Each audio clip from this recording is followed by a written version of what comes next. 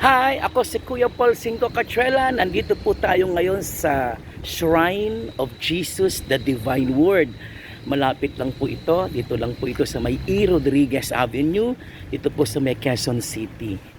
Alam po ninyo, ang shrine na ito napakatagal na po. Dati po ay ang tawag dito ay Christ the King Chapel. Tapos ginawa at tinawag na Shrine of Jesus, the Divine Word.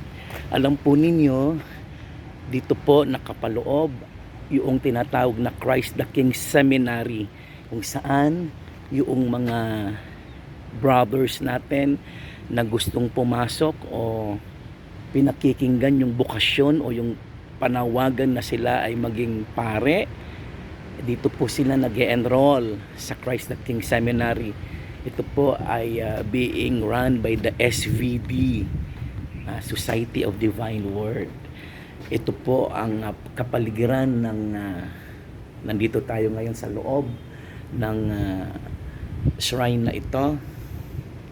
Ito po sa bandang likod ko ay isa sa mga entrance para sa pagpasok sa shrine, simbahan.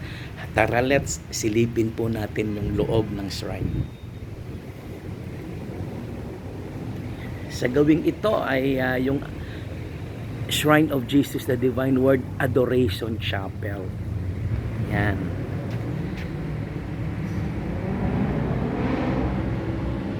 At ito nga po yung loob ng shrine.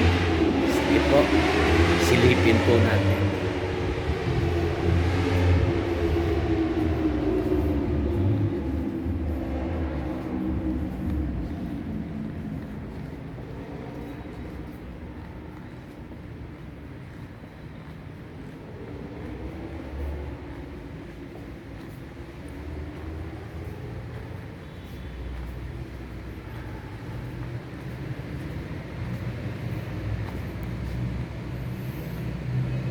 Yan po yung altar o yung dambana ng Jesus, the Divine Word Shrine.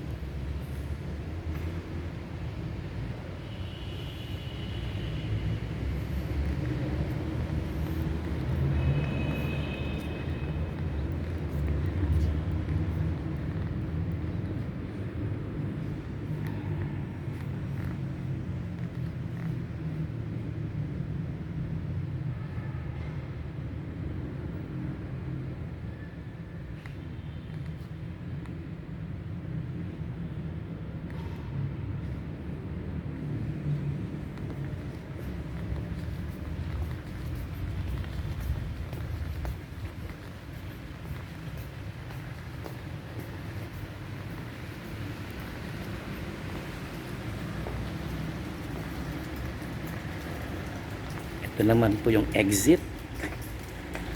At ito na rin po yung entrance din.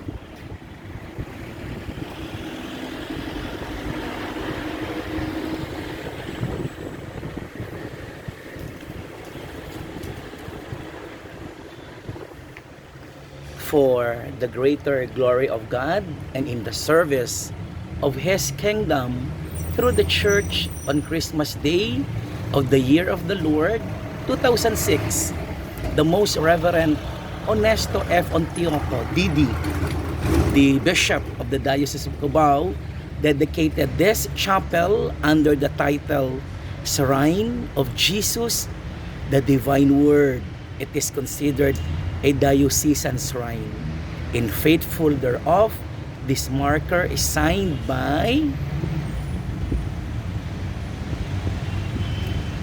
the Bishop of Cubao, Most Reverend Honesto F. Ontioco, D.D., with Father Manuel Bongayan, SVD, the parish priest of the Sacred Heart Parish Kamuning, Leopoldo Hushan, SVD, the Provincial Superior, Father Atilano R. Corcuero, SVD, the Administrator of the Shrine in the year 2006, and Miss Asuncion Season, President of the Pastoral Council. Nakapirma din po sa marker na ito si Father Pablito Tagura, SVD, Director of Christ the King Seminary.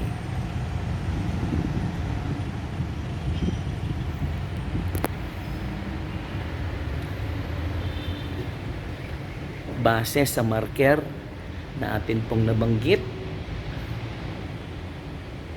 Ang chapel na ito, kilala noon bilang the Christ the King Chapel, ay ginawang the Shrine of Jesus the Divine Word in 2006.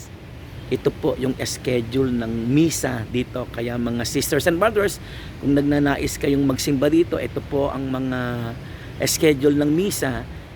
Every Sunday, ang mga schedule ng misa every Sunday, 6 a.m., 7 a.m., 8 a.m., 9:30 a.m., yung tinatawag na family mass. At ang huling misa ay yung tinatawag na mass for the pilgrims or the pilgrim mass, 11 a.m. Yan po ang mga misa schedule of masses every Sunday. Ganun naman sa hapon, 4 p.m., 5 p.m., 6 p.m. At araw-araw po ay may misa daily masses, 6:20 a.m. at saka 6 o'clock p.m. Kaya tara let's, tayo na po. Magsimba na po tayo. Kasama ang ating pamilya dito po sa Diocesan Shrine of Jesus, the Divine Word. Sama-sama tayong magpuri, magpasalamat, at magsamba sa ating dakilang Panginoon, ating tagapagligtas, Jesus, the Divine Word.